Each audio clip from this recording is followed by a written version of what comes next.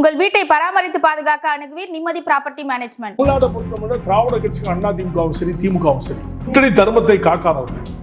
இன்னைக்கு இப்ப அவங்க வச்சு ஜெயிப்பாங்க, அவங்களுக்கு மந்திரி பதவி கொடுக்க மாட்டாங்க. வரலாறுல அவங்க குடும்பம் அவருடைய சகாக்கள் இப்படித்தான் கொண்டு வருவாங்க. கலைஞர் காலத்திலிருந்து வரலாறு, எம்ஜிஆர் காலத்திலிருந்து வரலாறு, கூட்டணி தலைவர்களுக்கு நிச்சயமாக மந்திரி சபையில் இடம் கொடுக்க மாட்டார்கள். வெற்றி பெறுவது நோக்கம் மட்டும்தான் இருக்கும். இருக்கும்போது யார் பெரியவர் நீங்க 40 தொகுதி ஜெயிச்சுட்டாரு திரும்ப மார்பு தட்டுறீங்களே, உங்களால என்ன செய்ய முடியும்? தமிழ்நாட்டிலிருந்து திரு எல் முருகனுக்கு இணை அமைச்சர் கொடுத்திருக்காங்க. தேர்தலிலே போட்டியிடாத நிர்மலா சீதாராமன், திரு ஜெய்சங்கர் இவங்கெல்லாம் பூர்வீக தமிழர்கள் சொல்லிட்டு அடையாளப்படுத்திடுறாங்க, அவங்க கொடுத்திருக்காங்க. தமிழர்கள் என்பது கொடுக்கல, அவங்ககிட்ட விசுவாசமா இருக்குங்கிறத கொடுத்துருக்கு. சரி, நீங்க தமிழர்களா திருச்சி பாக்குறீங்க, அவங்க எல்லாம் தமிழர்கள் அதனால கொடுத்தாங்க. அது நோ நோ நோ. அண்ணாமலை, திரும்ப தமிழிசை சவுந்தரராஜன் இவங்க எல்லாம் விசுவாசமா இல்ல. அவங்களுக்கு கொடுக்கணும் சட்டத்துல இருக்கா? இல்ல, அவங்களுக்கு கொடுக்கணும் சட்டத்துல இருக்கா? அண்ணாமலை அவர்களால் தான் இன்னைக்கு பிஜேபி தமிழ்நாட்டில் வளர்ந்துருக்குங்கிறத உறுதியா அவங்களால சொல்ல முடியாது. மீடியா சொல்லுவீங்களா இல்லையா? சரி, அவருக்கு அண்ணா கொடுக்கணும் அவசியம் இல்லைங்கிறேன். சந்திரபாபு நாயுடு தனி மெஜாரிட்டி வந்திருக்காரு, கூட்டணி கட்சிகளுக்கு மந்திரி பதவி கொடுத்திருக்காரு. தமிழ்நாட்டில் மட்டும் அந்த சட்டமே இல்ல, வரையறுக்கப்படாத சட்டம் அது. நாங்க ஜெயிப்போம், நாங்க தான் மந்திரி சபையில் இருப்போம், நீங்க எங்களுக்கு வேலை செய்யத்தான் வந்திருக்கீங்க. சிகாக்கு மந்திரி பதவி கொடுத்திருக்கும்னு எதிர்பார்க்க கண்டிப்பா கொடுத்திருக்கணும், சட்டமன்றத்தை கொடுத்துருக்கணும். ஏன் கொடுக்கல? அவங்களுக்கு ஜெயிப்பீங்க ஆனா கொடுக்க மாட்டேங்குது. என்னங்க இப்ப இதெல்லாம் தெரியாம தோழமை கட்சிகள் இனி கூட்டணி கட்சிகளை பேச முடியாது, அடுத்த சீட்டு கிடைக்காது. அவங்க அடிமையா இருக்காங்கன்னு சொல்லுவாங்க. அடிமை திமுக அடிமை, இந்த தோழமை கட்சிகள் அடிமை. ஏன்னா இவங்க சொல்றதுதான் அவங்க கேட்கணும், அவங்க சொல்றது இவங்க கேட்கறது இல்லை. திமுக கேட்கல, திமுகவுக்கு அடிமையா இருக்கிறாங்க தோழமை கட்சிகள். எழுதி பேச முடியாது, அடுத்த சீட் கிடைக்காது, ஒண்ணு வெளியே அனுப்பிச்சுவாங்க. அவங்களுக்கு தேவை சீட்டு, வசதி, வாய்ப்பு, அவ்வளவுதான். சுகபோக வாழ்க்கை, நல்ல பதவி வரணும், அதை நம்ம வாழ்ந்துக்கணும். மக்கள் எப்படி போனா இவங்களுக்கு என்ன, அதான் நல்லது.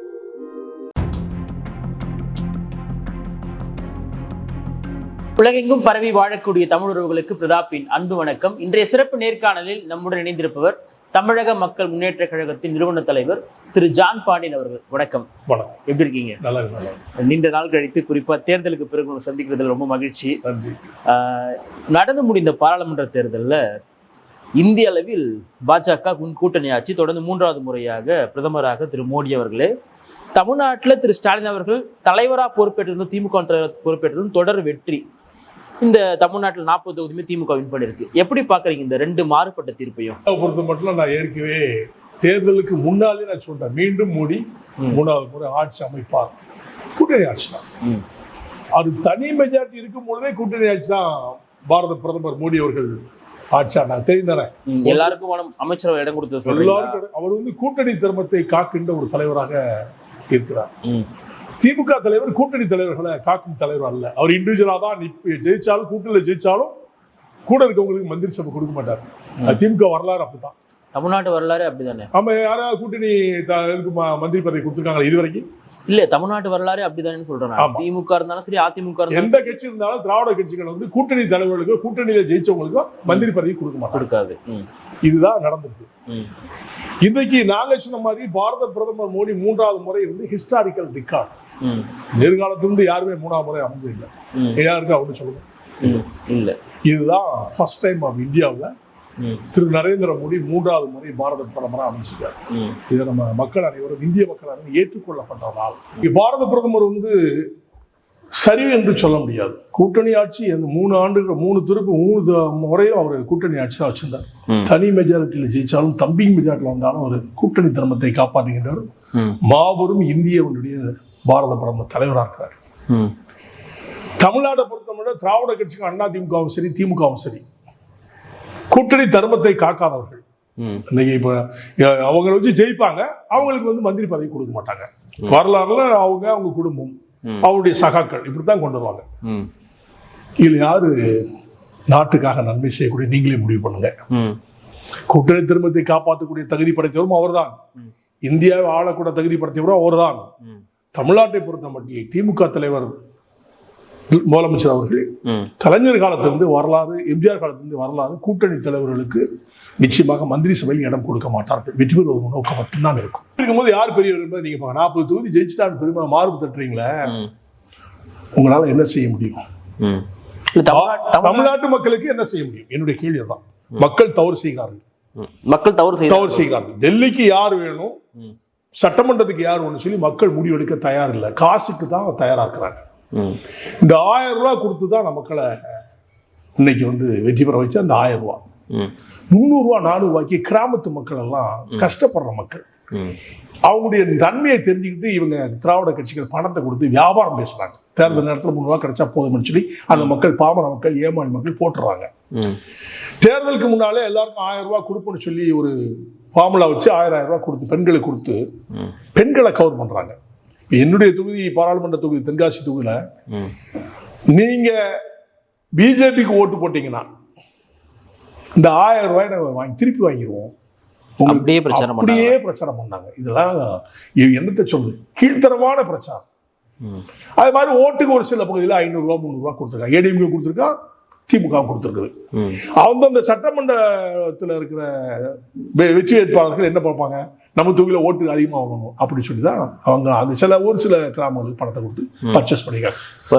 தமிழ்நாடு முழுவதும் நீங்க பணம் கொடுத்தீங்கன்னு சொன்னீங்க இல்லையா, நயினா நாகேந்திரனுக்கு சொந்தமான பணம் அப்படின்னு சொல்லிட்டு சில பணம் கண்டுபிடிக்கப்படல கோடி கணக்குல, அதெல்லாம் கணக்குல வராத பாஜக கொடுத்த பணம் சொல்லி அது கோர்ட்ல கேஸ் நடக்கு. அதை பத்தி நம்ம பேசக்கூடாது, விமர்சனம் பண்ண முடியாது.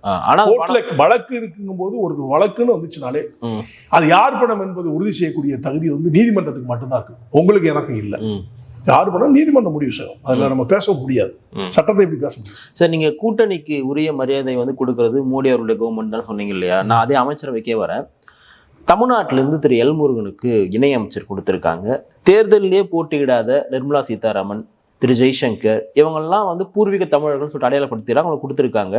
தமிழர்கள் என்பது கொடுக்கல, அவங்ககிட்ட விசுவாசமா இருக்குங்கிறது கொடுத்துருக்காங்க. சரி, நீங்க தமிழர்களா திருச்சி பாக்குறீங்க, அவங்க எல்லாம் தமிழர்கள் அதனால கொடுத்தாங்க. அது நோ நோ நோ. யார் யார்கிட்ட விசுவாசமா இருக்கோ அவங்களுக்கு தான் பதவி கொடுப்பாங்க, எந்த கட்சியுமே. அதுதான் திரு அண்ணாமலை, திருமதி தமிழிசை சவுந்தரராஜன் இவங்க எல்லாம் விசுவாசமா இல்ல, அவங்களுக்கு கொடுக்கணும் சட்டத்துல இருக்கா, இல்ல இவங்களுக்கு அவங்களுக்கு கொடுக்கணும் சட்டத்துல இருக்கா. அண்ணாமலை அவர்களால் தான் இன்னைக்கு பிஜேபி தமிழ்நாட்டுல வளர்ந்துருக்குங்கிறத உறுதியா அவங்களால சொல்ல முடியாது. மீடியா சொல்லுவீங்களா இல்லையா? சரி, அவருக்கு கொடுக்கணும் அவசியம் இல்லைங்கிறேன். அவரு விசுவாசமா இன்னைக்கு இருக்கிறாரு.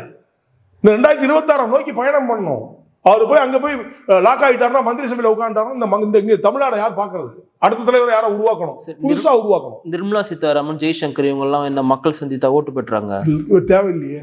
அந்தந்த கட்சியில வந்து அந்தந்த தலைவர் இவங்க எல்லாம் உழைக்காம பதவி வாங்கிக்கலாம்னு இருக்கா அப்போ பாஜக? விசுவாசம்ங்க, நீங்க உழைக்காமங்கிறது அவங்களுக்கு விசுவாசமா இருக்கிறவங்க தான் அவங்க பதவி கொடுப்பாங்க.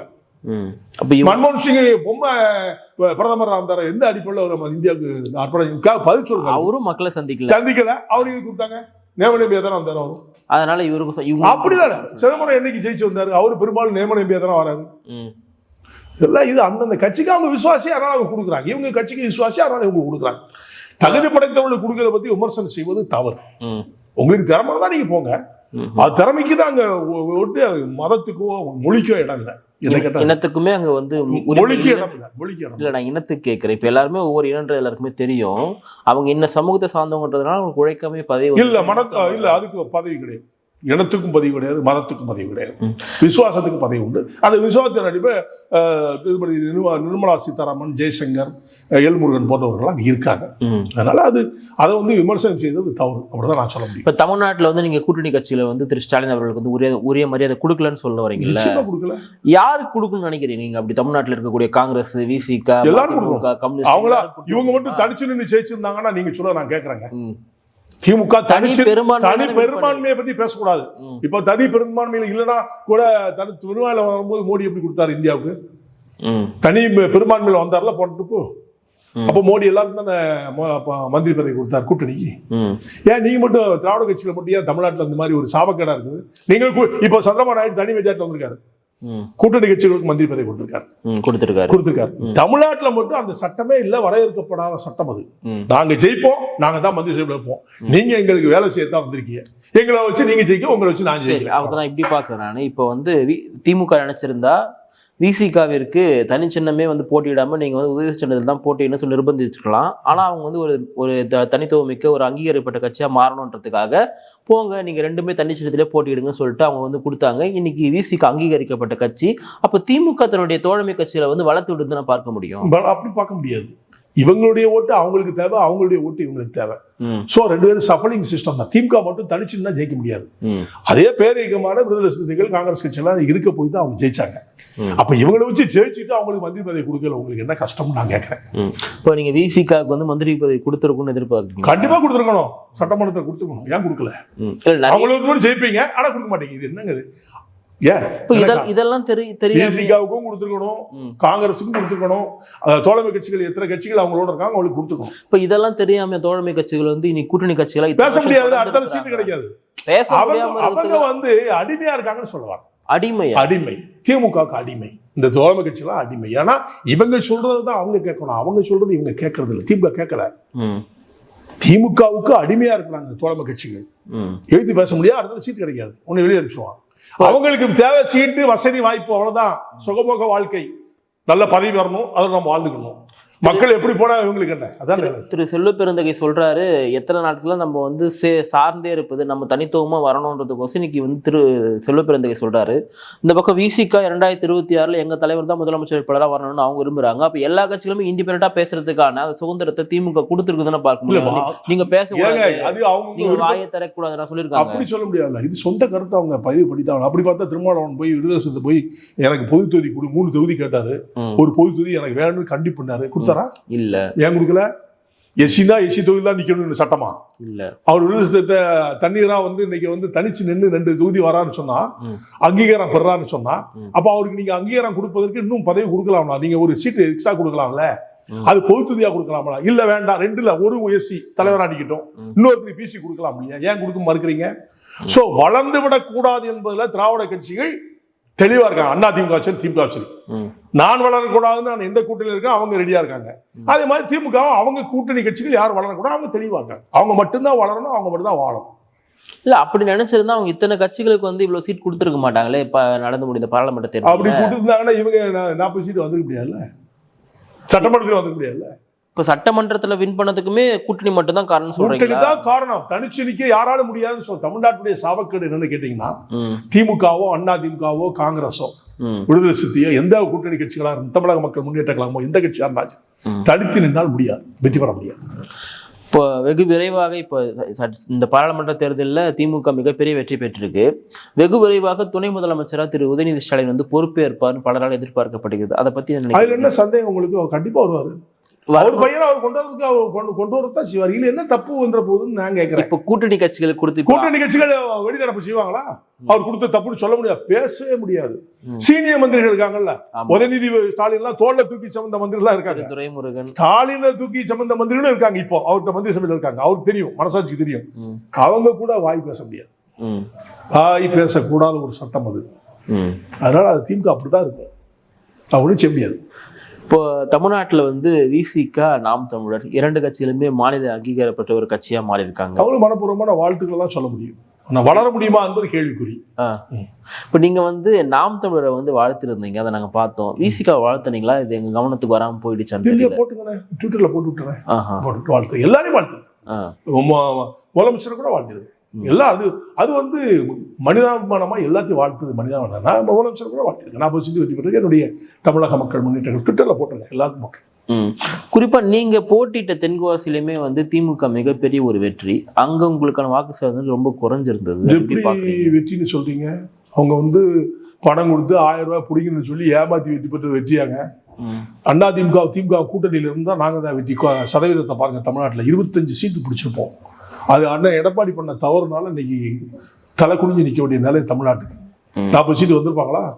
அது நான் சொல்றேன், எல்லாருடைய மக்களுடைய டாக்கு, என்னுடைய டாக்கு இல்ல, மக்களுடைய டாக்கு. இவர் வந்து கொடநாடு கேஸ்ல வந்து கேஸை எடுக்கக்கூடாது என்பதற்காக பிஜேபி வெளியில வரணும்னு சொல்லி நிர்பந்தம் பண்ணி அவர் வெளியில வந்தாருங்கிறதா திமுக தலைவர் சொல்லிதான் எடப்பாடி என்ன கேட்டாருங்கிறது மக்களுடைய டாக்கு, என்னுடைய டாக்கு இல்ல, பொதுவான. ஒரு முறை ஓபிஎஸ் வந்து கேட்டாரு சொன்னீங்க, இப்போ வந்து எடப்பாடி கேட்டாருன்னு சொல்றீங்க. இல்ல பொதுவா ஓபிஎஸ் தான் வந்து திமுக பேச்சை கேட்கறாரு சொல்லிட்டு எடப்பாடி பழனிசாமி சந்தர்ப்பத்துக்கு யார் வேணாலும் அந்த நேரத்தில் கேட்பாங்க. ஓபிஎஸ் கூட கேட்க மாட்டாங்க. நீங்க எப்படி சொல்றீங்க? இப்ப தென்காசியில வந்து இப்ப உங்களுடைய தோல்விக்கு வந்து காரணம் நீங்க வந்து அதிமுக கூட்டணி சேரல, திமுக பணம் கொடுத்துட்டாங்க இப்படி எல்லாம் சொல்றது வந்து, இது வந்து நீங்க சும்மா ஒரு பேச்சு. தமிழ்நாடு பூரா ஏன் தொகுதியை பற்றி சொல்ல, தமிழ்நாடு பூரா இதே நிலைதான். 1000 ரூபாய் வெற்றி பெற்றது, பணநாயகம் வெற்றி பெற்றது, ஜனநாயகம் தோல்விட்டது. இப்ப கனிமொழி அவர்கள் எல்லாம் போட்டியிட்ட தொகுதியில பணமே கொடுக்கல சொல்றாங்க. யாரும் கொடுக்கல. மனசாட்சியோட பேச, தொடர்ந்து அந்த மக்கள் மனசாட்சியோட பேசுங்க. அது கிராமத்துல போய் நீங்க ஒரு மீடியா தானே விசாரிங்க. ஆவரேஜா 300-500 இடத்துக்கு தகுந்த மாதிரி கொடுத்தாங்களா இல்லையா?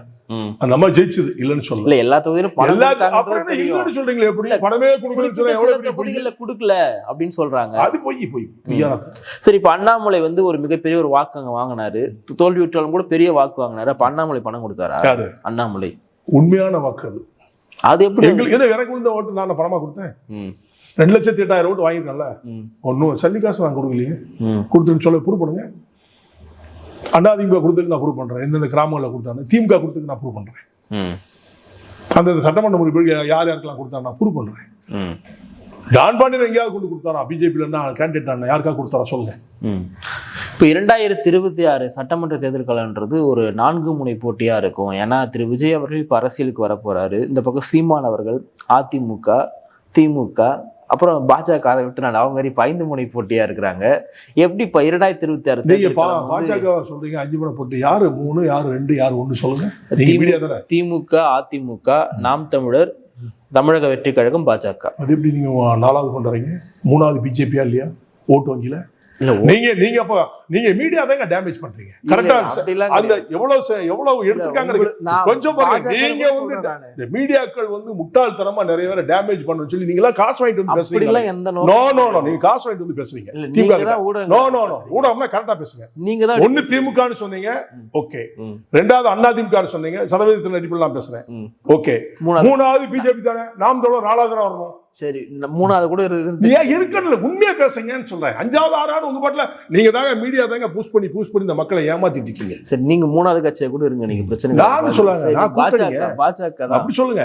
அப்படி 5 முனை போட்டியா உருவாகும் பொழுது தமிழ்நாடு தேர்தல் களம் இது வரைக்கும் சந்திக்காத தேர்தல் களம் இருக்குன்னு பாக்குறாங்க. குறிப்பா நாம் தமிழரும் தமிழக வெற்றி கழகமும் பெரிய ஒரு வாக்கு சதவீதத்தை பெறுவாங்கன்னு எதிர்பார்க்கறீங்களா? வாக்கு சதவீதங்கள் கூட்டணியின் தர்மத்தை பொறுத்துதான் வாக்கு சதவீதம். நல்லா வாச்சுங்க. இந்த தமிழ்நாட்டுடைய சாபக்கிடை கூட்டணி இல்லாம ஆட்சி அமைக்க முடியாது. இப்ப திமுகவை வீழ்ச்சி அடைன்னு சொன்னா நிறைய பேர் கூட்டணி சேர்ந்தா தான் வீழ்ச்சி அடைக்க முடியும். அதே கூட்டணி அதே நிலை இவர்கள் இதே பிரிந்து கிடந்தாலும் நிச்சயமா உதயநிதி ஸ்டாலின் தான் முதலமைச்சர். நான் இப்பயே சொல்லிடுறேன். இவங்க எல்லாம் கூட்டணிகள்லாம் ஒட்டுமொத்தமா சேர்ந்து அவங்க எதிர்த்தாங்கன்னு சொன்னா திமுக வீழ்ச்சி தான். இல்ல எல்லாரும் சேர்ந்து இருக்கணும்னா நாம் தமிழர், அதிமுக எல்லாம் ஒன்னா எல்லாரும் ஒன்னா சேரணும் சொல்ல வரீங்க? இல்ல கூட்டணியை பொறுத்துதான் ஆட்சின்னு சொல்றேன். நாம் தமிழர் அவரு சொல்லிட்டார், தெளிவாவே தலைவர் சொல்லிட்டார். அவர் சீமான் என்ன அழகா சொல்லுங்க, நான் கடைசி வரைக்கும் தனித்துதான் போட்டி, யாருடனும் கூட்டணி இல்லை. அவர் சொன்ன பதிவு. விஜயுடன் கூட்டணி, விஜய் நானும் கூட்டணி வைக்க மாட்டாரு. அவங்க இது இந்த 2 பேருக்கு விட போற ஓட்டு வந்து திமுக, அதிமுக இருவர்களுடைய வெறுப்பு ஓட்டுகளுக்குள்ள ஒத்துமொத்த வசதி. ஆனா இப்ப நாம் தமிழரும் தமிழக வெற்றி கழகம் இணைஞ்சு ஆட்சியெல்லாம் பிடிக்க முடியாது. சத்தியமா முடியாது. எழுதி தர வச்சுங்க, சேலஞ்ச் பண்ண முடியாது. 2 பேரும் சேர்ந்தா முடிய முடியாது. போல அவங்க 2 பேரும் ஒத்து போவாங்களான்னு போல பாப்போம், அதுக்கப்புறம் பேசுங்க. 2 பேருமே ஒத்து போக மாட்டாங்க. 2 பேரும் ஒத்து போனாலும் எப்படி ஜெயிக்க முடியும்? இப்ப நீங்க மக்களுடைய மனநிலையை புரிஞ்சுக்கிடாம அவங்க 2 பேரும் அவர் திடீர் சினிமாவில் வந்த உடனே பணத்தை பூரா ஒயிட் பண்ணி ஆக்கிறதுக்காக சினிமாவுக்கு வருவார், அரசியலுக்கு வருவார். கமலஹாசனுடைய நிலை என்ன? பையன் வச்சு கட்சி ஆரம்பிச்சு அவ்வளவு பிரமாணமா ஆடு அவர் தான் அப்படிங்கிற மாதிரி மக்கள் மனசுல யங்ஸ்டர்ஸ், ஆண்கள், பெண்கள் எல்லாம் துள்ளி குதிச்சாங்க. இன்னைக்கு வந்து அட்ரஸ்லாம் போயிட்டு திமுக போய் கையேந்தி எனக்கு நியமன எம்பி கொடுங்கன்னு சொல்லி கெஞ்சியை வாங்கி ஒரு சீட்டை வாங்கிட்டு ஆரம்பிகமா ஆதரவு கொடுத்துட்டு போயிட்டாரு. அந்த கட்சி அழிஞ்சு போச்சா இல்லையா? அழிஞ்சுட்டா இல்லையா? அது சட்டமன்ற தேர்தல் அதெல்லாம் இல்லைங்க. அது எப்படி ஒருத்தர்கிட்ட போய் பிச்சை எடுத்து எனக்கு பிச்சை, நான் வந்து பாராளுமன்றத்துக்கு போறேன், அங்க போய் என்ன பண்ண போறேன், தூங்க தான் போறாரு, அங்க அதனால எனக்கு ஒரு சீட்டை கொண்டு சொல்லிட்டு நீ தாரிமியமா ஆக கொடுத்து சட்டமன்றத்தில் எப்படி நிற்பாரு? கூட்டணியில நிற்பாரு. இப்ப இருக்கிற திமுகவுடைய கூட்டணி கட்சியில எல்லாம் கடைசி வரைக்கும் அங்கேதான் இருப்பாங்கன்னு நினைக்கிறீங்க? அது சொல்ல முடியாது, உடையலாம். அதான் சொன்னேன், அதான் உங்களுக்கு தெளிவா சொன்னேன். கூட்டணிகள் உடையும் பொழுது திமுக வீழ்ச்சி அடையும், உடையதுக்கு வாய்ப்பு இருக்கு. எப்படியும் அதிமுக தெளிவா சொல்லிட்டாங்க, பாஜக கூட நீ ஒட்டும் கிடையாது உறவும் கிடையாது சொல்லிட்டு கடைசி வரைக்கும் சேர மாட்டேன் சொல்லிட்டு ரொம்ப தெளிவா இருக்காங்க. இன்னைக்கு சொல்றாங்க, நாளைக்கு சேர மாட்டேன்னு எப்படி சொல்றீங்க? சரி, நீங்க பாஜக கூட தான் இருப்பீங்களா கடைசி வரைக்கும்? அது சொல்ல முடியாதுல்ல. அரசியல்ல எப்ப வேணாலும் எங்க வேணாலும் யார் கூட இருக்கலாம், திமுக கூட இருக்கலாம். ஏன் போக முடியாது நீங்க சொன்னீங்க? அது சொல்ல முடியாதுங்க. தேர்தலுங்கிறது கூட்டணி என்பதுதான் தர்மம். இன்னைக்கு நான் திமுக திட்டுறேன், அதனால அவங்க கூட போக மாட்டேன்னு அர்த்தமா? அரசியல்ல விமர்சனங்கள் வைக்கலாம். அப்ப நீங்க சீமான் கூட நான் போக கூடாதா? அதிமுக கூட நான் போக கூடாதா? காங்கிரஸ் கூட நான் போக கூடாதா? போலாமே. அரசியல் என்பது அந்த சந்தர்ப்ப சூழ்நிலைக்கு தேர்ப்ப ஒரு கூட்டணி அமைப்பு தான், அந்த அமைப்புல தான் இருக்கும். இந்த வரைக்கும் ஸ்டில் என்டி அலைன்ஸ் தான் இருக்கிறேன், நான் இல்லைன்னு சொல்ல. ஜான் பாண்டியன் என்டி அலைன்ஸ்ல தெளிவாவே இன்னைய வரைக்கும் இருக்கிறேன். கடைசி வரைக்கும் இருக்கணுங்கிறது சட்டம் இல்லையே. எனக்கு பிடிச்சிருக்கு இருக்கிறேன், மக்களுக்கு பிடிச்சிருக்கு இருக்கிறேன், தொண்டருக்கு பிடிச்சிருக்கு இருக்கேன், அதன் நிலை வரும்ல.